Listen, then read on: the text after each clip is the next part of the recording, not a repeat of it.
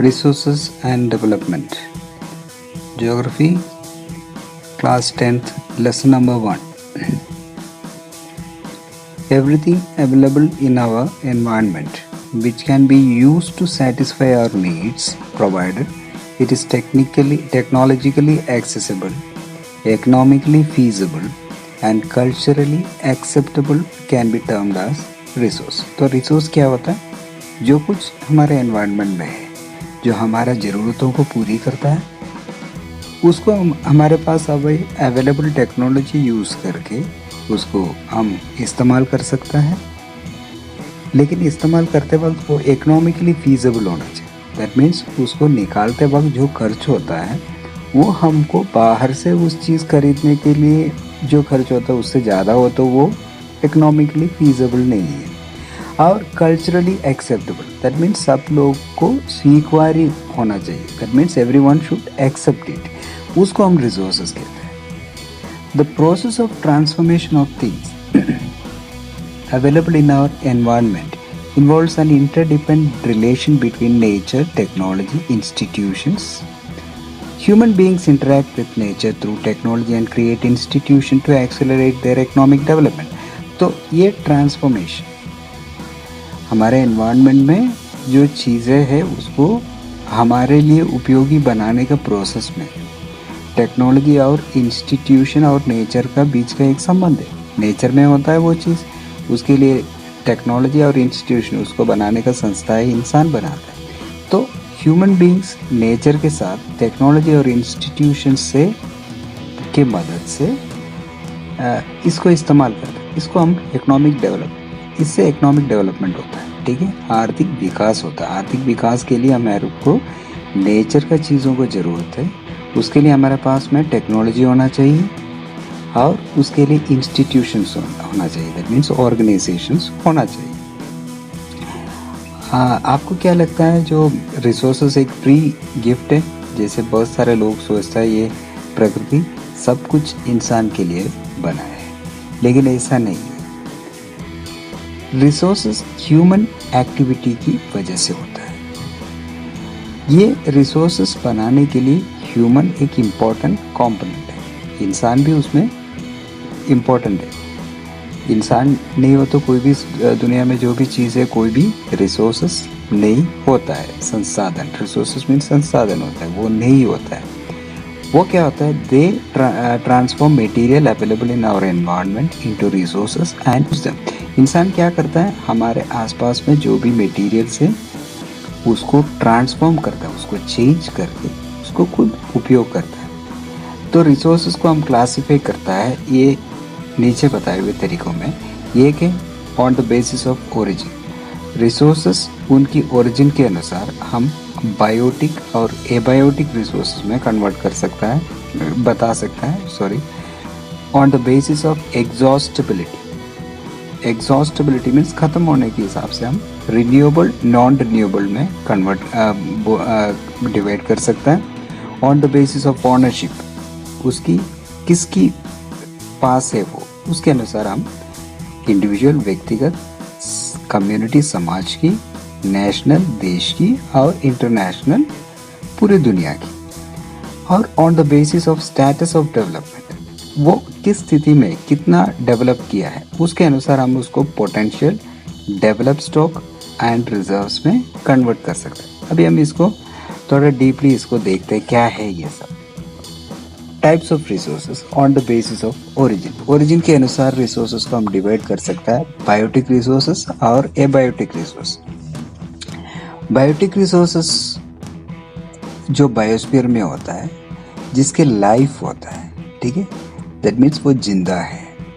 जैसे human beings है, जो प्लांट्स और एनिमल्स है, फिशरीज है, लाइफ स्टॉक्स है, ये सब बायोटिक रिसोर्सेज में आता है। अभी हम एबायोटिक रिसोर्सेज होता है जो नॉन लिविंग थिंग्स को हम एबायोटिक रिसोर्सेज कहते हैं। जैसे रॉक्स है, मेटल्स है, ये नॉन लिविंग है। तो बायोटिक लिविंग और एबायोटिक नॉन लिविंग थिंग्स। और एग्जॉस्टेबिलिटी के अनुसार देखा तो रिन्यूएबल रिसोर्स। तो दैट मीन्स एक रिसोर्सेज को आपको रिप्रोड्यूस कर सकता है, आपको फिजिकल, केमिकल और मैकेनिकल प्रोसेस के। दैट मीन्स एक रिसोर्सेस जो हम हमारे शारीरिक या केमिकल या मैकेनिकल या मशीन के द्वारा उसको दोबारा अब बना सकता, तो हम दोबारा उसको इस्तेमाल कर सकता, तो उसको हम रिन्यूएबल रिसोर्सेज कहते हैं। जैसे सोलर एनर्जी है, विंड एनर्जी है, वाटर है, फॉरेस्ट है, वाइल्ड लाइफ है, ये सब रिन्यूएबल है। दैट मीन्स दोबारा हम इसको इस्तेमाल कर सकते हैं और इसको भी हम कंटिन्यूस और फ्लो में डिवाइड कर सकते हैं। ठीक है, तो रिन्यूएबल नॉन रिन्यूएबल रिसोर्सेज क्या होता है? दैट मीन्स एक बार होने के बाद, एक बार उसको इस्तेमाल करने के बाद दोबारा हम उसको इस्तेमाल नहीं कर सकते, दैट मीन्स वो ख़त्म हो जाएगा। उस तरीके की चीज़ों को हम कहता है non renewable resources. Non renewable resources में फॉसिल फ्यूल्स आते हैं, जैसे पेट्रोलियम का जो प्रोडक्ट्स होता है, ये सब नॉन रिन्यूएबल है। एक बार इस्तेमाल करने के बाद दोबारा हम उसको इस्तेमाल नहीं कर सकता है। फिर हम ओनरशिप के अनुसार भी रिसोर्सेज को डिवाइड कर सकते हैं। इंडिविजुअल रिसोर्सेज आता है, कोई व्यक्तिगत होता है, एक व्यक्ति के हाथ में जो चीज़ें होता है वो उसका खुद का होता है, उसको हम कहता है इंडिविजुअल रिसोर्सेज। ठीक है, हाँ। और ये आपके पास जो कुएं है, आपके पास जो ज़मीन है, आपके कोई घर है, ये सब खुद एक व्यक्ति का है, उसको हम इंडिविजुअल रिसोर्सेज कहते हैं। कम्युनिटी ओनर रिसोर्सेज जो कहता है वो एक समाज के पूरे का अधिकार होता है, उसके ऊपर सब समाज को उसके ऊपर हक होता है। जैसे जो ग्रेजिंग ग्राउंड्स है, जो एनिमल्स को चराने का जो जगह है, बरियल ग्राउंड्स, लोगों को जो डेड मृत्यु के बाद उसको दफनाने का जगह होता है, तो गांव का कुएं होता है, पब्लिक पार्क होता है, ये सब होता है पूरे कम्युनिटी का। नेशनल रिसोर्सेज होता है, पूरे देश के लोगों को इसके ऊपर अधिकार है। जैसे आप देखो रोड है, ये पूरे देश के पूरे लोग उसको इस्तेमाल कर सकता है। इसके अलावा रेलवेज है, ये सब पूरे देश का है, इसको हम कहता है नेशनल रिसोर्स। इसके अलावा भी जो ओशन के एरिया से, जो हमारे देश से कोस्ट से 12 नॉटिकल माइल दूरी तक के इलाके एक देश के अधिकार क्षेत्र में आता है। 12 नॉटिकल माइल्स होता है करीब 22.2 किलोमीटर दूरी तक। हमारे देश की कोस्ट से 12 नॉटिकल माइल दूर तक का समुद्री इलाके में भी एक देश का अधिकार होता है। दूसरा आता है इंटरनेशनल रिसोर्सेज। इंटरनेशनल रिसोर्सेज होता है ये इंटरनेशनल इंस्टीट्यूशन, तो पूरे दुनिया का जो इंस्टीट्यूशन उसके ऊपर नियंत्रण रखता है। तो 200 नॉटिकल माइल से दूर जो ओशियन इलाके होता है, एक देश से 200 नॉटिकल माइल्स दूर, ये ओपन ओशियन होता है। ये सब कोई भी कंट्री को इसके ऊपर अधिकार नहीं होता है, इसकी जिम्मेदारी पूरे दुनिया के कंट्रीज को इसके ऊपर हक है। इसको हम इंटरनेशनल रिसोर्सेज कहते हैं। अभी हम देखते हैं on the basis of status of development, कोई भी रिसोर्सेज किस स्थिति में पहुंचा, कितना डेवलप किया, उसके अनुसार भी हम इसको डिवाइड कर सकते हैं। उसमें है, पहला है potential resources which are found in a region but have not been utilized. एक जगह पे कोई रिसोर्सेज है लेकिन उसको हम इस्तेमाल अभी तक किया नहीं है, उसको हम कहता है पोटेंशियल रिसोर्सेज, क्योंकि हम भविष्य में उसको इस्तेमाल कर सकता है। ठीक है, अभी हम इस्तेमाल नहीं किया है।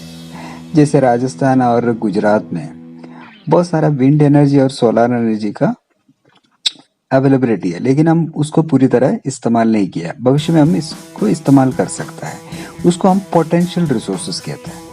अभी डेवलप रिसोर्सेज होता है जिसके बारे में हम जानता है कितनी मात्रा में है, किस गुण का है, और हमने उसको इस्तेमाल कर रहे, उसको हम कहता है डेवलप रिसोर्सेज।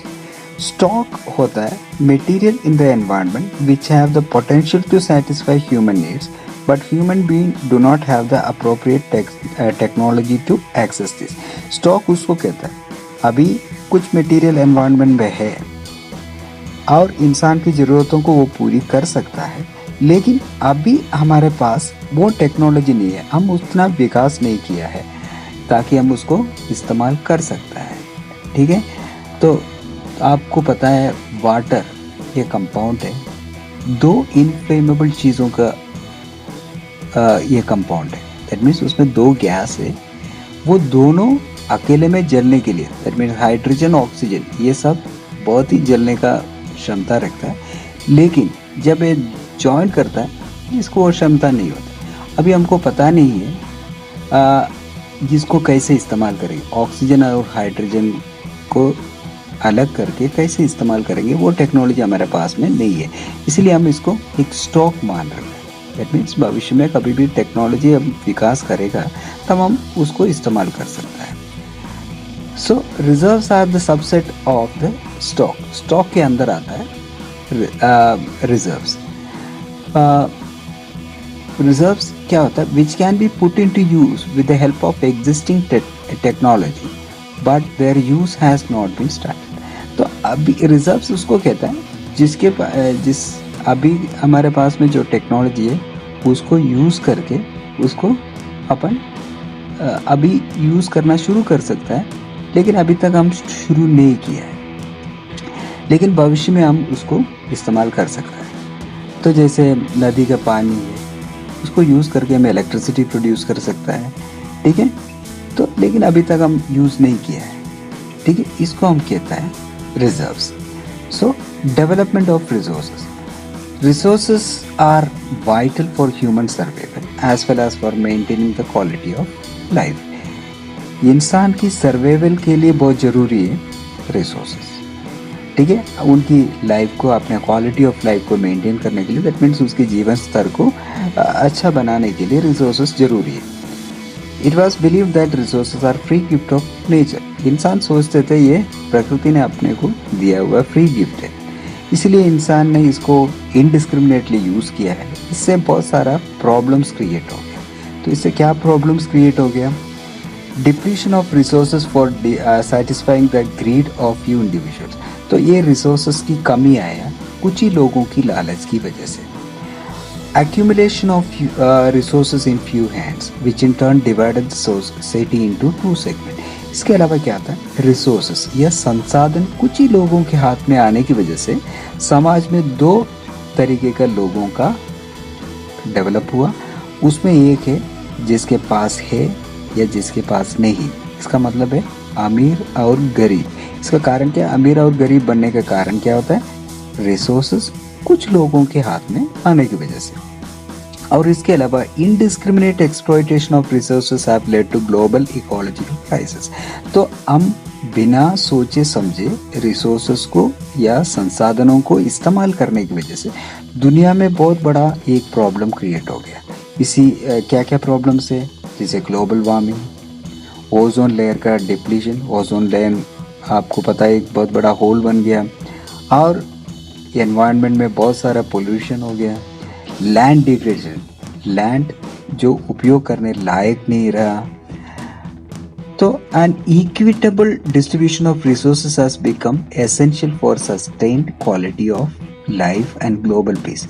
तो ये रिसोर्सेज को इक्वली डिस्ट्रीब्यूशन हुआ तो ही एक sustainable, that means continuous development रह पाएगा, नहीं तो अभी का डेवलपमेंट आगे जाके हम उस रफ्तार में डेवलप नहीं कर पाएगा। इसलिए इसको बहुत ही इंटेलिजेंट तरीके से इस्तेमाल किया तो ही दुनिया में शांति रहेगा और लोगों का एक क्वालिटी ऑफ लाइफ को, उनका जीवन स्तर को हम मेंटेन कर पाएंगे। The present trend of resource depletion by few individuals and countries continue, The future of our planet is in danger।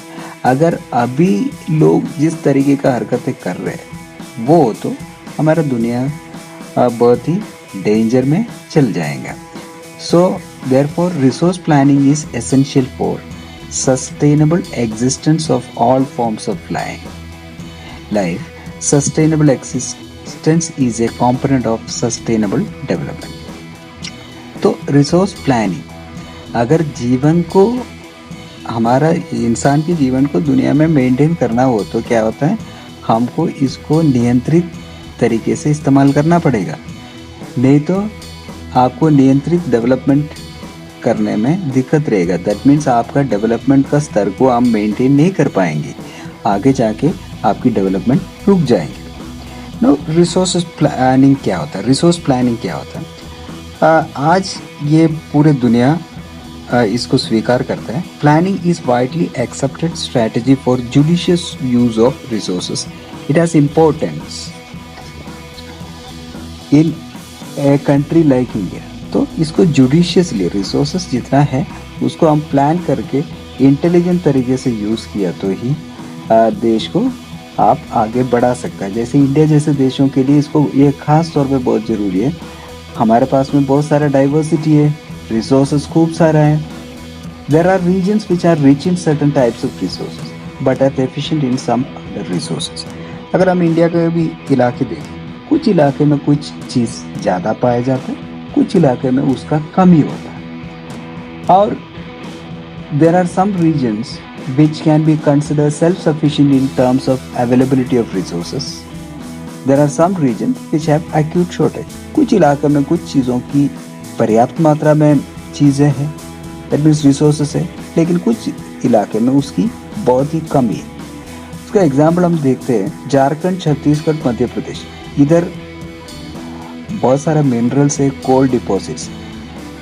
Arunachal Pradesh में पानी का रिसोर्सेस खूब सारा है, लेकिन उधर इंफ्रास्ट्रक्चर्स नहीं है, रोड, सड़क ये सब नहीं है। राजस्थान में क्या होता है, सोलर और विंड पावर का बहुत ज़्यादा अवेलेबिलिटी है, लेकिन इधर पानी का बहुत कम है। लद्दाख में देखा तो बाकी कंट्री से वो आइसोलेटेड है, उधर तक पहुंचने में बहुत दिक्कत है।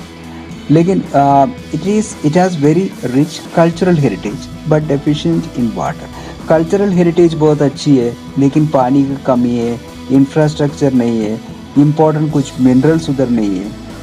तो इससे क्या होता है, हमें पूरे देश के लिए एक प्लान बनाना पड़ेगा। Nation, state, regional, local level, हर लेवल पे हमको इसको प्लान करना है ताकि सब इलाके को इसका सुविधाएं मिल जाए, इसके फ़ायदा मिल जाए। Resources planning in India. Bharat का रिसोर्सेज प्लानिंग क्या होता है? रिसोर्सेज प्लानिंग एक कॉम्प्लेक्स प्रोसेस है। उसमें पहली बात आता है identification and inventory of resources across the region of the country. तो पहला आइडेंटिफाई करना है और उसको इन्वेंट करना है पूरे रीजन में, भारत में कहाँ पे क्या क्या चीज़ है इसके बारे में। इसके लिए क्या ज़रूरी है, हमको सर्वे करना पड़ेगा, मैपिंग करना पड़ेगा और उसका क्वांटिटी और क्वालिटी का एस्टिमेशन करना पड़ेगा। इसका पहले बात ये होता है, इसको हम कहते हैं identification and inventory of resources. तो इसका मतलब हम सब जगह पर सर्वे करेंगे, कौन सी जगह पे कौन सी चीज़ें हैं और कितनी मात्रा में, उसकी क्वालिटी क्या है, ये देखना होता है आइडेंटिफिकेशन एंड इन्वेंट्री। दूसरा होता है evolving a planning structure endowed with appropriate technology, skill, institutional setup for implementing resources development plan। दूसरी होता है एक प्लान बनाना है, ठीक है, उसके लिए टेक्नोलॉजी बनाना है, लोगों का स्किल डेवलप करना है, उसके लिए इंस्टीट्यूशंस को बनाना पड़ेगा ताकि हम इस रिसोर्सेज को इस्तेमाल कर सकते हैं। तीसरी बात होता है matching the resource development plan with overall national development plan. तो ये रिसोर्स डेवलपमेंट प्लान को हमारा देश की प्लान के साथ जोड़, तो देश की विकास के लिए एक प्लान होता है, तो उसके अनुरूप में इस प्लान को भी हमको जोड़ना पड़ेगा। India has made concerted effort for achieving the goal of resource planning right from the first 5-year plan launched after independence। तो इंडिपेंडेंस के बाद में हमने 5-year plans को इम्प्लीमेंट किया है।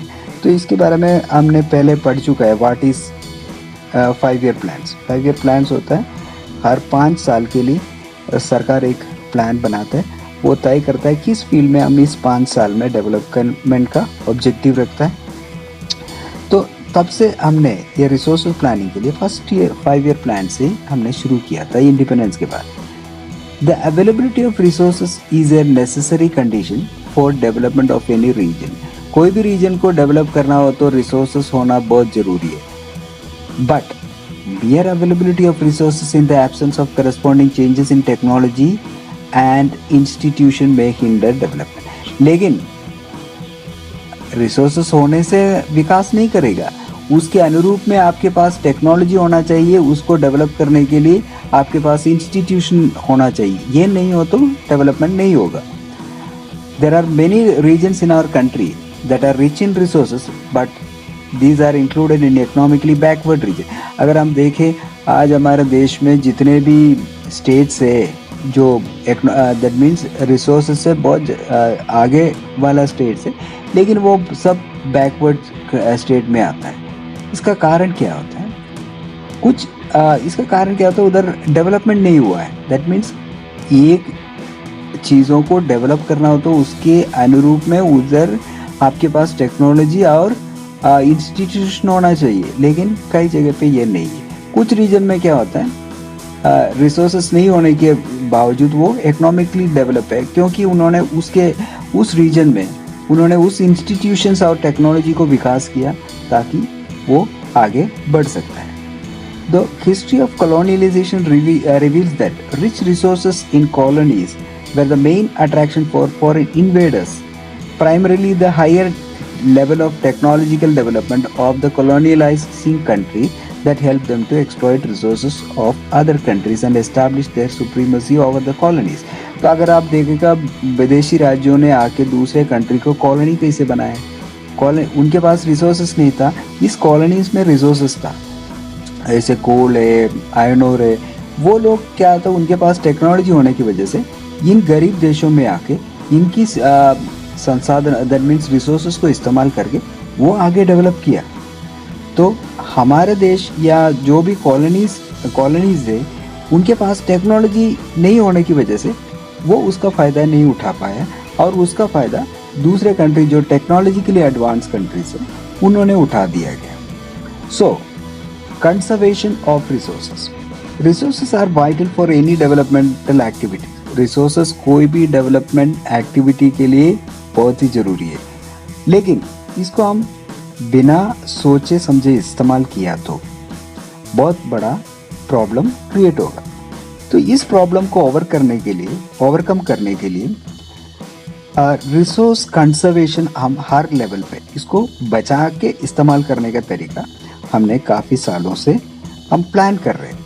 ठीक है, तो पहले ज़माने में भी नेताओं ने इसके बारे में सोचा था, गांधी जी वगैरह ने कहा था, तो हमारे पास है ना सबके लिए पर्याप्त है सब चीज़, लेकिन एक व्यक्ति का लालच के लिए नहीं है, किसी भी व्यक्ति का लालच के लिए हमारे पास नहीं है।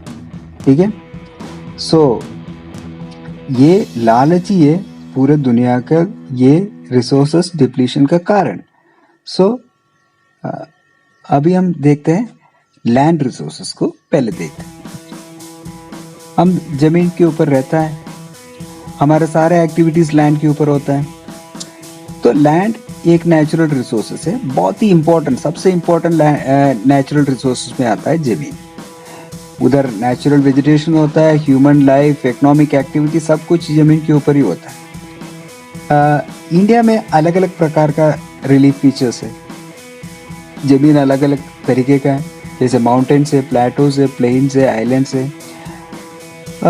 हमारे देश का 43% इलाके प्लेन है, दैट मीन्स सीधी जमीन है, और उधर एग्रीकल्चर और इंडस्ट्री के लिए बहुत अच्छी है। तो एग्रीकल्चर करना हो तो सीधी जमीन हो तो उधर एग्रीकल्चर करना आसान है।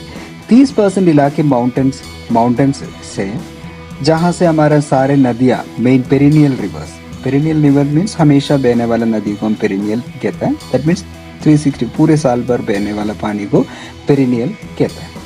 और इधर टूरिज्म के लिए भी अच्छी जगह है। और 27% एरिया प्लेटू रीजन है। ये रीजन में होता है हमारा ज़्यादातर जो मिनरल्स, फ्यूल्स, फॉरेस्ट, ये सारे इस रीजन में होता है, प्लेटू रीजन। और लैंड यूटिलाइजेशन को देखते हैं। Land resources are use for the following purpose. Land का हम किस किस के लिए यूज़ करता है? एक फॉरेस्ट है, लैंड फॉरेस्ट होता है, और land not available for cultivation होता है। जो कल्टीवेशन करने के लिए अनअवेलेबल लैंड, वो उस लैंड को कहता है बैरन और वेस्ट लैंड को कहता है, जो खाली छोड़े हुए जमीन या waste land. Land put to non agriculture use, इसके अलावा जो एग्रीकल्चर के अलावा बाकी काम के लिए इस्तेमाल करने वाला जमीन, जैसे मकान बनाने के लिए, सड़क बनाने के लिए, फैक्ट्री बनाने के लिए ज़मीन होता है, ये भी एग्रीकल्चर के लिए अवेलेबल नहीं है। अदर अनकल्टिवेटेड लैंड में आता है permanent pastors and grazing land, कुछ हमेशा के लिए हम एनिमल्स को चराने के हिसाब से छोड़े हुए ज़मीन को हम कहते हैं permanent pastor land. Land under miscellaneous tree groves, इसके अलावा हम कुछ प्लांटेशन करते हैं, कुछ मैंग्रोव्स होता है जो मैंगो को ग्रो करने के लिए, एप्पल ग्रोव्स होता है, तो उस तरीके का ज़मीन वो ट्री के लिए होता है।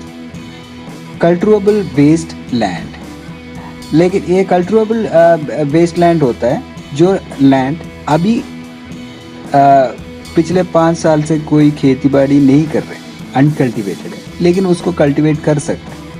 फिर आता है fallow land. Fallow land current fallow left without cultivation for 1 और लेस देन 1 एग्रीकल्चर, 1-2 साल से खेती नहीं कर रहे हैं, उसको हम फैलो लैंड कहते हैं। Other than current fallow land है, तो 1 से 5 साल के बीच में हम इस्तेमाल नहीं किया, उसको भी हम फैलो लैंड में आता है। बाकी आता है net sown area. Net area sown more than once in an agriculture, एक साल में एक या उससे ज़्यादा समय पे खेती करने वाला एरिया को हम कहते हैं ग्रोस क्रॉप एरिया। अभी हम देखते हैं land use pattern in India. The use of land is determined by both physical factors such as topography, climate, soil types, and as well as human factors such as population density, technological capacity, and culture and tradition. तो land को इस्तेमाल करने का कुछ factors है। ज़मीन किस तरीके का है, उसका टॉपोग्राफी देखना है, ज़मीन सीधी है, ऊबड़ खाबड़ है, और उधर का क्लाइमेट देखना पड़ेगा। इसके अलावा उधर किस प्रकार का सॉइल है, मिट्टी भी डिपेंड करेगा, सब मिट्टी में सब क्रॉप ग्रो नहीं करता है। इसके अलावा पॉपुलेशन डेंसिटी, आबादी ज़्यादा हो तो ज़मीन कम होगा, लोग ज़्यादा रहने के लिए ज़रूरत है। इसके अलावा उनके पास में जो टेक्नोलॉजी अवेलेबल है ये भी डिपेंड करता है। Total geographical area of India, Bharat का पूरे इलाके कितना होता है, 3.28 मिलियन स्क्वायर किलोमीटर पूरे इंडिया में। Land use data, however, is available only for 93% of total geographical area. लेकिन हम इतने एरिया में सिर्फ 93% इलाके का ही हम किस काम के लिए इस्तेमाल कर रहे हैं उसके बारे में हमारे पास में जानकारी है। ठीक है। Because land use reporting for most of the northeast state except Assam has not been done fully. इसका कारण क्या होता है, नॉर्थ ईस्ट के आसाम को छोड़ के बाकी इलाके का लैंड यूज़ के बारे में हमारे पास में डाटा अवेलेबल नहीं है। इसके अलावा जम्मू एंड कश्मीर के इलाके, जो पाकिस्तान के पास में कुछ इलाके हैं जम्मू एंड कश्मीर का, और चाइना के पास में, उसको भी हमने सर्वे नहीं किया है, इसलिए उधर का भी हमको जानकारी नहीं है। Land under permanent pastor has also decrease, लेकिन कंटिन्यूसली पास्टर लैंड में जो ग्रास लैंड के लिए छोड़े हुए जमीनों की भी संख्या भी कम हो गया। How are we able to feed our huge cattle population in this pasture land, what are the consequence of it. लेकिन हमारे पास में कैटल पॉपुलेशन दुनिया का सबसे ज़्यादा है भारत में, हम उसको चारे का इंतज़ाम कैसे करेंगे। So most of the other than current fallow land are either poor quality or cost of cultivation of such land is very high. जो करंट फैलो लैंड के अलावा जितने भी ज़मीन है वो जहाँ कल्टीवेशन नहीं होता वो इसीलिए है क्योंकि उधर कल्टीवेशन का कॉस्ट बहुत ज़्यादा होता है और मिट्टी भी पुअर क्वालिटी का होता है। उधर क्या होता है, 1 या 2 साल में या 2-3 साल के बीच में कोई कल्टीवेशन करता है। और in the net zone area, then the percentage of NSA, net zone area in India comes to about 54% of the total reporting area. तो इसके अनुसार देखा तो हमारा पूरे देश का टोटल एरिया का, total net sown area only 54% इलाके में ही खेती होता है। तो the pattern of net sown area varies greatly from one state to another. तो इसमें भी बहुत अंतर है, हर स्टेट में बराबर में खेती नहीं होता है। तो पंजाब हरियाणा में 80% इलाके में खेती बाड़ी होता है, लेकिन अरुणाचल प्रदेश या मिजोरम, मणिपुर, अंडमान एंड निकोबार में उनके टोटल एरिया का सिर्फ 10% इलाके में खेती होता है। तो एक देश के लिए अच्छे बन के रहने के लिए, दैट मीन्स उधर का हेल्थी लोगों के लिए उधर का टोटल एरिया का 33% इलाके में जंगल होना ज़रूरी है, लेकिन हमारे पास में इतना नहीं है। ठीक है। The livelihood of millions of people who live on the fringes of this forest depend on it. A part of the land is termed as wasteland, put in non-agricultural use. Wasteland includes rocky, arid, desert lands. ठीक है। तो ये हमारे देश का बहुत सारे लोग जो जंगलों के आसपास में रहते हैं वो भी ये जंगल से डिपेंडेंट है। ठीक है। तो इसके अलावा जो लैंड वेस्ट लैंड में हम इंक्लूड करते हैं, जहाँ एग्रीकल्चर नहीं होता है उस तरीके का लैंड होता है, जैसे एरिड लैंड, जैसे जहाँ बारिश कम होती है, पथरीला इलाके, डेजर्ट है, ये सबको हम वेस्ट लैंड में इंक्लूड करता है।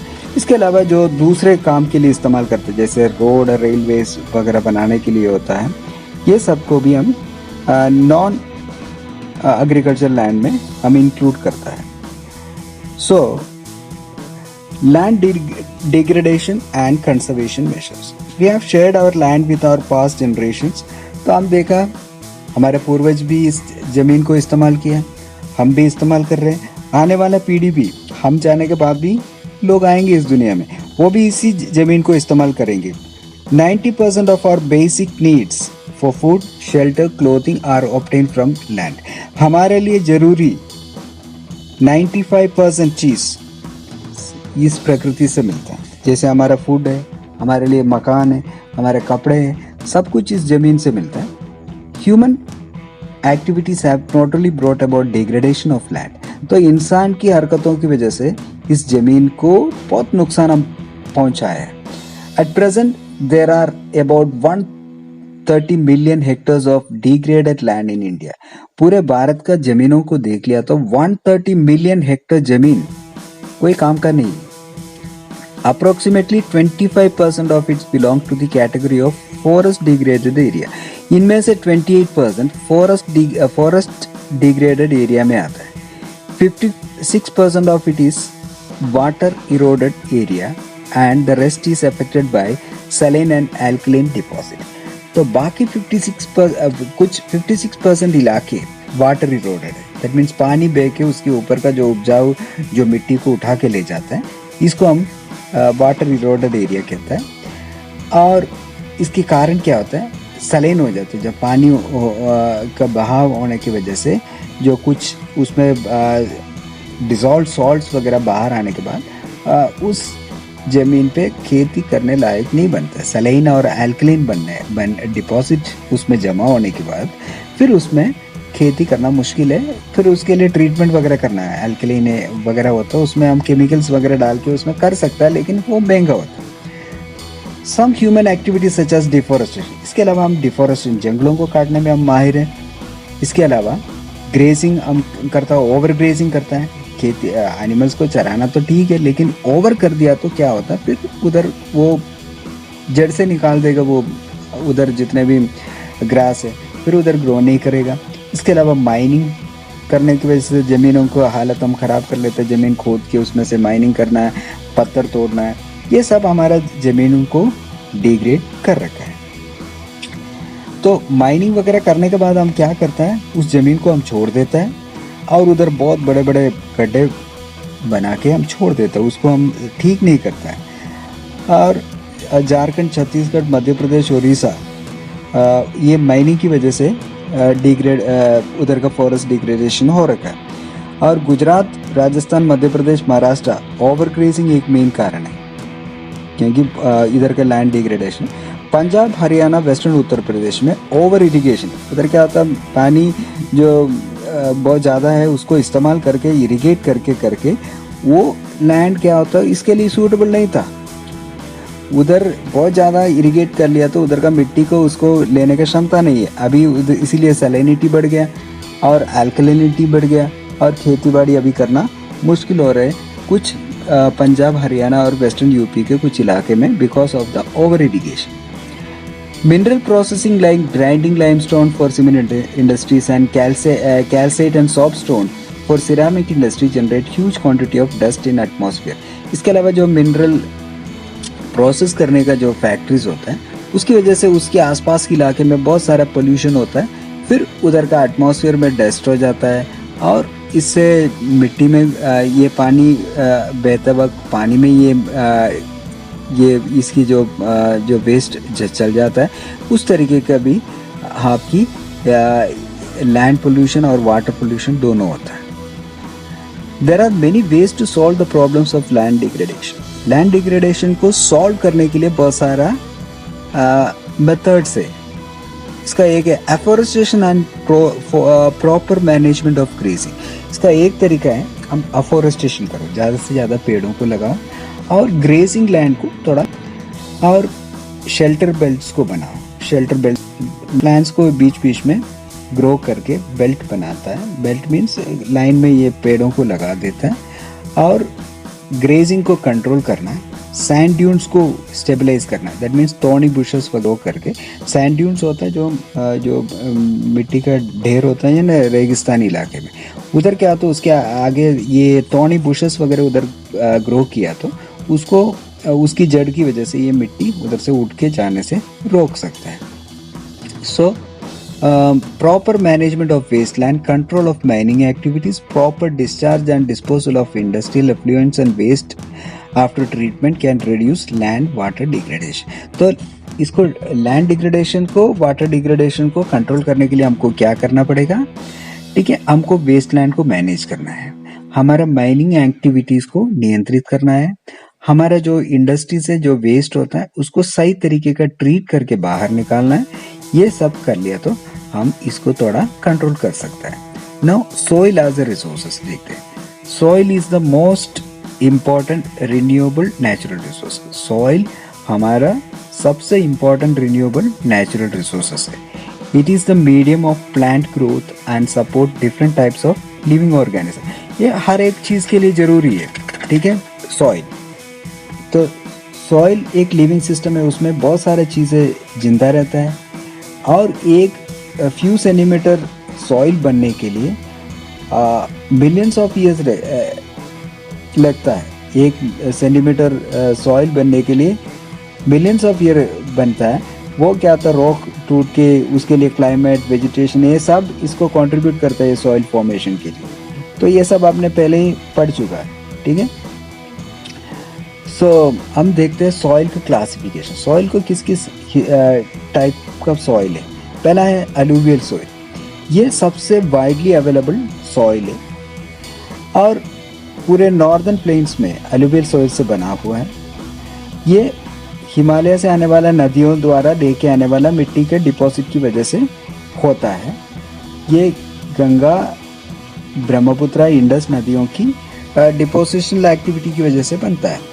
तो ये सॉइल अब गुजरात, राजस्थान तक एक्सटेंडेड एक नैरो कॉरिडोर से. अलूवियल प्लेन्स हम ईस्टर्न कोस्टल प्लेन में भी देख सकते हैं, जैसे महानदी के किनारे पे जो गोदावरी, कृष्णा, कावेरी इलाके में भी ये अलूवियल सॉइल है. ठीक है, सो इसके बाद आता है ये अलूवियल सॉइल भी दो तरीके का होता है. बांगड़ सॉइल में कंगड़ वगैरह होता है और खादर सॉइल है बांगड़ सॉइल. वो ओल्ड अलूवियल सॉइल को बांगड़ सॉइल कहता है और न्यू अलूवियल सॉइल को खादर सॉइल कहता है. और इसके बाद आता है ब्लैक सॉइल. ये ब्लैक कलर में होता है. ये रेगर सॉइल भी कहता है. ये कॉटन ग्रो करने के लिए सबसे अच्छा है. और ये आपको डेक्कन ट्रैप रीजन में देखने को मिलता है. ठीक है, सो ये महाराष्ट्र, सौराष्ट्र इलाके में इसको पाया जाता है. ये डेक्कन प्लेटो रीजन में, क्योंकि लावा फ्लो से बना हुआ है ये soil.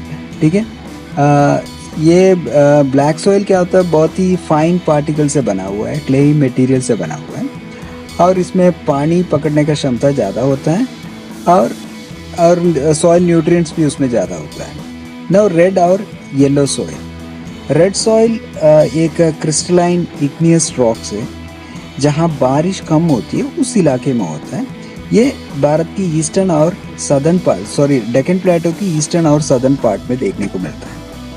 Yellow and red soil are also found in parts of Orissa और छत्तीसगढ़ में भी ये देखने को मिलता है, और इसके अलावा वेस्टर्न घाट्स में भी है। ये एक रेड कलर बन जाता है। ये कलर जब आयरन क्रिस्टलाइन फॉर्म में कन्वर्ट होता है तो ये क्या होता है, ये एक रेड कलर में देखने को मिलता है। तो इसमें ज़्यादा पानी हो गया तो एक येलो कलर हो जाता है, उसको हाइड्रेटेड फॉर्म कहते हैं। इसको लैटराइट सॉइल होता है। ये लैटराइट सॉइल जहाँ टेम्परेचर बहुत ज़्यादा है, बहुत ज़्यादा बारिश होता है, उस इलाके में होता है। ये क्या होता है, पानी की बारिश होने की वजह से क्या होता है, मिट्टी का जो बहुत सारे न्यूट्रिएंट्स को ये वॉश आउट कर लेते हैं। इसकी वजह, इस प्रक्रिया को हम लीचिंग कहते हैं। लीचिंग प्रक्रिया की वजह से होता है। और इसमें क्या होता है, डिकम्पोजर्स वगैरह नहीं होता, क्योंकि हाई टेम्परेचर की वजह से डिकम्पोजर भी इस सॉइल में नहीं होता है। अगर हम अच्छे मैन्योर फर्टिलाइजर्स यूज़ किया तो इसको हम कल्टीवेट कर सकते हैं। तो ये आमतौर पे केरला, कर्नाटका, तमिलनाडु, मध्य प्रदेश वगैरह इलाके में ये पाया जाता है। ठीक है। Now arid soil. Arid soil ये एक रेड से ब्राउन कलर में होता है।